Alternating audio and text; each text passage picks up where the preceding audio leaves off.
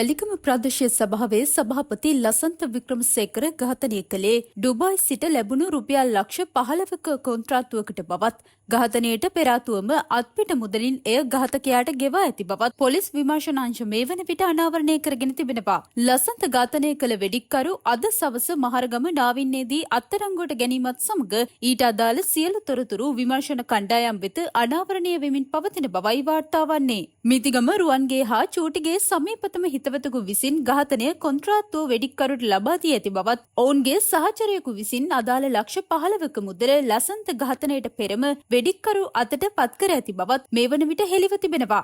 සභාපතිවරයාට වෙඩි තැබූ වෙඩික්කරු කැකිරාව සිට ඊයේ දින කොළඹට පැමිණ පිටකොටුව ආශ්‍රිතව පැය ගණනක් සැරිසරමින් අයිස් නැමැති මත්ද්‍රව්‍ය සොයා ඇතැයිද හෙළිව තිබෙනවා. පිටකොටුවෙන් අයිස් සොයාගත නොහැකි වූ තැන ඔහු බොරැල්ල සහ දෙමටකොඩ ප්‍රදේශවලද සැරිසරා ඒවා සොයා ඇති බවද පොලිස් විමර්ශනවලදී අනාවරණය වී තිබෙනවා. අයිස් ලබාගත නොහැකිව බලාපොරොත්තු කඩ වූ වෙඩික්කරු යලි කොටුවට පැමිණ බස්රියක නැගී හයිලෙවල් පාරේ කොට්ටාව බලා ගොස් ඇති බවද වාර්තා වනවා. වෙඩික්කරුගේ සැලසුම වී තිබුණේ කොට්ටාවේ මාකුඹුරෙන් දක්ෂිණ අධිවේගී මාර්ගයේ ගමන් ගන්නා බස්රියක නැගී මාතර බලා යාමට බවත් එය ව්‍යර්ථ වී ඇත්තේ ඩුබායි සිට ඔහුව මෙහෙ වූ කොන්ත්‍රාත්කරු දකුණට නොයන ලෙස දුන් උපදෙසක් නිසා බැව්ද පොලිසිය තොරතුරු අනාවරණය කරගෙන තිබෙනවා. ඒ අනුව ඊයේ දහවල් කොට්ටාවේ සිට බසයක නැගී මහරගම බලා පැමිණි ඔහු පැය කිහිපයක් තිස්සේ මහරගම සැරිසරමින් ගත කර ඇති බව සඳහන්. අනතුරුව ඩුබායි සිට ලැබුණු උපදෙස් පරිදි ලසන්ත ඝාතනය කිරීමට පෙර ආතුව පටන් භාවිත කළ දුරකථනය වෙනුවට නව දුරකථනයක් මිලට ගැනීමට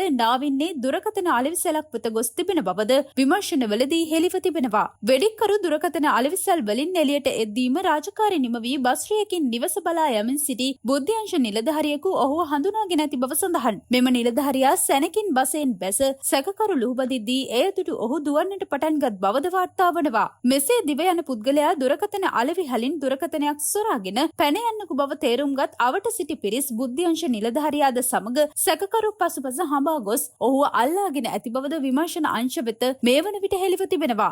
ලසන්ත ඝාතනය කළ සැකකාර වෙඩික්කරු බව පැවසෙන මොහු හමුදා සේවයේ යෙදී සිටි බවක් මෙතෙක් අනාවරණය වී නොමැති බවත් වාර්තා වන අතරේ ඔහු ප්‍රාථමික අධ්‍යාපනය පමණක් ලැබූ අයෙකු බවද විමර්ශන අංශ වෙත හෙළිව ඇතැයි වාර්තා වනවා. මේ අතර වැලිකම ප්‍රාදේශීය සභාවේ සභාපති ලසන්ත වික්‍රමසේකර ඝාතනය කිරීමෙන් පසු වෙඩික්කරු සහ යතුරුපැදිකරු වැලිකම සිට එකම යතුරුපැදියේ නැගී පැමිණියත් අතරමඟදී වෙඩික්කරු වෙනත් යතුරුපැදියක නැගී පලා ගිය බව CCTV සාක්ෂි මගින් කලින් හෙළිව තිබුණා. එසේ එන අතරමඟදී වෙඩික්කරු සිය බිරිඳව යතුරුපැදියේ නංවාගෙන පැමිණ ඇති බවත් මේ වන විට විමර්ශන අංශ වෙත අනාවරණය වී තිබෙනවා. ඔවුන් ඒ ආකාරයට වැල්ලවාය මහියංගනය පසු කරමින් කැකිරාව දක්වා පැමිණ ඇති බවද මේ වන විට හෙළිව තිබෙනවා. ඒ එන අතරමඟදී ලසන්ත ඝාතනය සඳහා යතුරුපැදිය පැදවූ පැදිකරු මහියංගනය ආසන්න පෙදෙසක සිය යතුරුපැදිය සංගවා තිදෙනාම වෙඩික්කරුගේ යතුරුපැදියේ නැගී කැකිරාව දක්වා පැමිණ ඇති බවද විමර්ශන වලින් හෙළිව තිබෙනවා. එමෙන්ම වෙඩික්කරුට ඝාතන කොන්ත්‍රාත්තුව වශයෙන් ලැබුණු රුපියල් ලක්ෂ 15 ලක්ෂ 12ක මුදලක් වෙඩික්කරුගේ බිරිඳ සතුව තිබී විමර්ශන කණ්ඩායම් විසින් සොයාගෙන තිබෙනවා. මෙම ඝාතනයට අදාළ විමර්ශන කටයුතු පොලිස්පතිවරයාගේ පූර්ණ අධීක්ෂණය යටතේ